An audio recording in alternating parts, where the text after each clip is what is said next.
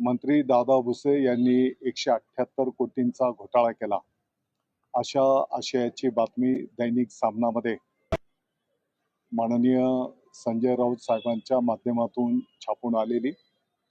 मला वाटतं की सर्व मालेगाव आणि पंचक्रोशीच्या जनतेला माहिती आहे, एकेकाळी सहकार क्षेत्रातून उभा राहिलेला हा गिरणा सहकारी साखर कारखाना DRT कोडच्या माध्यमातून विक्रीला जेव्हा निघाला होता, तर त्या काळामध्ये साधारणतः एक 11,000च्या आसपास सभासद शेतकऱ्यांनी एकत्र येऊन हा कारखाना परत एकदा याच तालुक्याच्या शेतकऱ्यांच्या मालकीचा राहिला पाहिजे म्हणून साधारणपणे 1100 रुपयाच्या पटीमध्ये शेअर्स उभे केले होते। आपल्या सर्वांना माहिती आहे की एक महिनाभर सर्व पक्षीय लोकांनी एकत्रितपणे येऊन हा प्रयत्न केला होता। दुर्दैवाने काही लोकांनी त्या काळी पण अफवा पसरवल्या आणि मोठं भाग भांडवल आपलं उभं राहू शकलं नाही।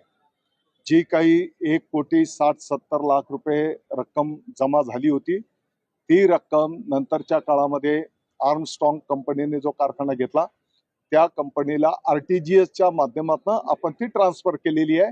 हे सर्व गोष्टी रेकॉर्डवर आहेत।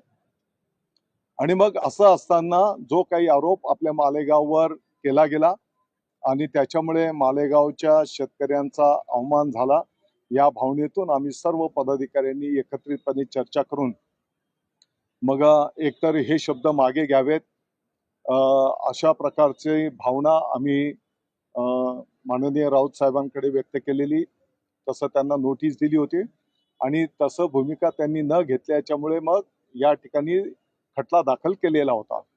नंतरच्या काळामध्ये राऊत साहेबांनी याचं सगळं पडताळणी केल्याच्या नंतर त्यांना हे आढळून आलंय की आपण केलेला जो काही आरोप आहे तो चुकीचा आहे, निराखस खोटा आहे। ज्यांनी त्यांना माहिती दिलेली होती, मला अपेक्षित होतं की त्यांनी नाव सुद्धा घ्यायला पाहिजे होतं। हो, मी सांगतो ना, मी सकाळी नाव घेतलेलं आहे। तर अद्वै हिरे यांनी ही माहिती दिली होती, सत्य आहे। सकाळी मी या विषयावर बोललेलो आहे। तर त्या खोट्या माहितीच्या आधारावर त्यांनी ते आरोप केलेले होते आणि मग त्यांनी आत्ताच्या घडीला मालेगावच्या शेतकऱ्यांची, नागरिकांची, सभासदांची दिलगिरी माफी मागितलेली आहे आणि म्हणून त्यांच्या तब्येतीचाही विषय आहे।